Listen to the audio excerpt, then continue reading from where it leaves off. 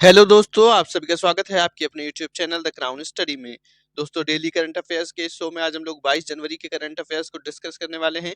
तो चलिए शुरू करते हैं अपने पहले क्वेश्चन से। हमारा पहला प्रश्न है, हाल ही में कितने बच्चों को प्रधानमंत्री राष्ट्रीय बाल पुरस्कार 2024 दिए जाने की घोषणा की गई है? तो अभी हाल ही में 19 बच्चों को प्रधानमंत्री राष्ट्रीय बाल पुरस्कार 2024 देने की घोषणा हुई है। दोस्तों, ये पुरस्कार विज्ञान भवन नई दिल्ली में 22 जनवरी यानी आज राष्ट्रपति द्रौपदी मुर्मू जी के द्वारा दिया जाएगा। इसमें 9 बॉयज हैं और 10 गर्ल्स हैं, यानी 9 लड़के और 10 लड़कियां हैं दोस्तों, जिन्हें पुरस्कार दिया जाना है।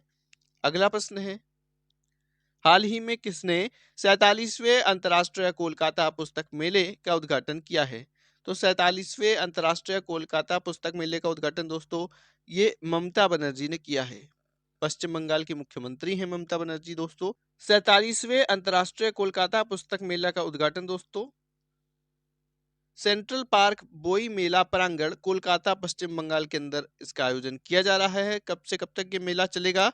तो 18 से 31 जनवरी के बीच में ये मेला चलना है दोस्तों। और इस बार थीम कंट्री कौन है? तो यूनाइटेड किंगडम है दोस्तों। इसकी थीम कंट्री पूछी जाती है तो इस बार यूनाइटेड किंगडम है दोस्तों। और अंतर्राष्ट्रीय कोलकाता पुस्तक मेला ये दुनिया का दूसरा सबसे बड़ा मेला है।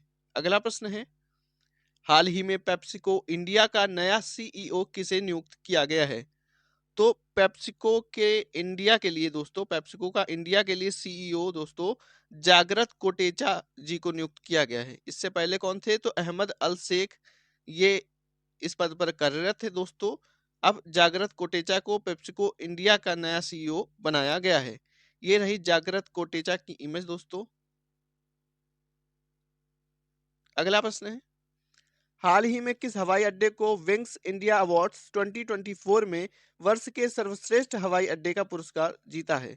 तो अभी हाल ही में दिल्ली हवाई अड्डा और बेंगलुरु हवाई अड्डा यानी उपर्युक्त दोनों हवाई अड्डों ने दोस्तों विंग्स इंडिया अवार्ड्स 2024 में वर्ष के सर्वश्रेष्ठ हवाई अड्डे का पुरस्कार जीत लिया है।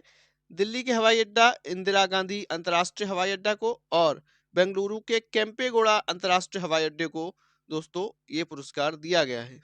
अगला प्रश्न है, हाल ही में किसने प्रसिद्ध उपन्यास कन्वर्सेशंस विद औरंगजेब का अंग्रेजी अनुवाद किया है? तो प्रसिद्ध उपन्यास कन्वर्सेशंस विद औरंगजेब दोस्तों ये तमिल साहित्य चारू निवेदिता जी का है, लेकिन इसका अंग्रेजी अनुवाद नंदिनी कृष्णन ने किया है। नंदिनी कृष्णन ने, ये तमिल साहित्य में लिखा गया था चारू निवेदिता के द्वारा दोस्तों।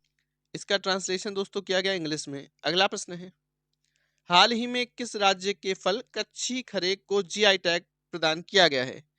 तो भी हाल ही में गुजरात का फल है दोस्तों। ये गुजरात का फल है कच्ची खरेक, इसको जीआई टैग प्रदान किया गया है दोस्तों। एक प्रकार के खजूर की तरह ये फल होता है और गुजरात के कच्छ के रण में ये पाया जाता है। अगला प्रश्न है, अयोध्या के राम मंदिर में किस मूर्तिकार द्वारा 51 इंच ऊंची भगवान श्री राम लला की मूर्ति बनाई गई है?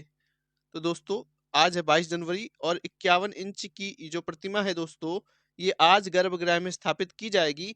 ये बनाई गई है अरुण योगी राज जी के द्वारा। अरुण योगी राज जी ने इस मूर्ति को बनाया है दोस्तों। ये रही इनकी इमेज अरुण योगी राज जी की।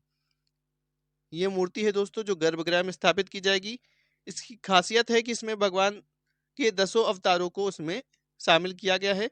सबसे ऊपर दोस्तों इसमें सूर्य भी हैं, सूर्य भगवान। उसके बाद इसमें यहाँ पर वामन रूप, मत्स्य रूप, नरसिंह रूप, ये सारे रूप इसमें दर्शाए गए हैं। सबसे नीचे यहाँ पर दोस्तों हनुमान जी की प्रतिमा है और यहाँ पर गरुण महाराज की प्रतिमा है। अगला प्रश्न है, हाल ही में किस देश के चांद मिशन स्लिम ने चंद्रमा में सॉफ्ट लैंडिंग की है? तो अभी हाल ही में जापान के चंद्र मिशन है दोस्तों, मून स्नाइपर कहते हैं। और इसका जो लैंडर है वो स्लिम गया था। इसका फुल फॉर्म होता है smart lander for investigating moon. Smart lander for investigating moon.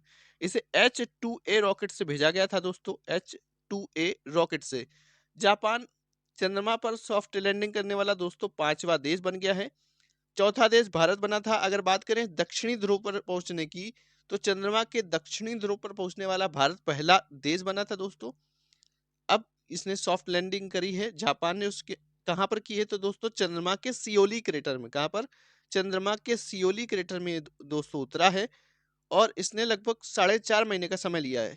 ये 7 सितंबर 2023 को दोस्तों गया था और ये वहां पर पहुंचा है 20 जनवरी को दोस्तों 8:50 पे 20 जनवरी को ये पहुंच पाया है और इसे जापान की स्पेस एजेंसी जाक्सा के द्वारा लॉन्च किया गया था। जो मून मिशन चंद्रयान 3 था दोस्तों अपना भारत का, इसरो द्वारा जो भेजा गया था उसको पहुंचने में लगभग 40 दिन का वक्त लगा था। अगला प्रश्न है, हाल ही में कौन सी भाषा भारत की 9 शास्त्रीय भाषाओं में शामिल होगी? तो अभी हाल ही में फारसी को दोस्तों इसमें शामिल किया गया है शास्त्रीय भाषाओं में। अगला प्रश्न है, हाल ही में जातिगत जनगणना कराने वाला दूसरा राज्य कौन बना है? तो दूसरा राज्य दोस्तों ये आंध्र प्रदेश बन गया है। पहला राज्य की बात करें तो बिहार ने कराई थी जातिगत जनगणना दोस्तों, अब ये आंध्र प्रदेश ने भी करानी शुरू कर दी है। इसके रिजल्ट लगभग 28 जनवरी के आसपास तक आने वाले हैं। दोस्तों अगर वीडियो अच्छा लगा तो वीडियो को लाइक करें, शेयर करें, चैनल को सब्सक्राइब करके बेल आइकन दबा दें। Thank you.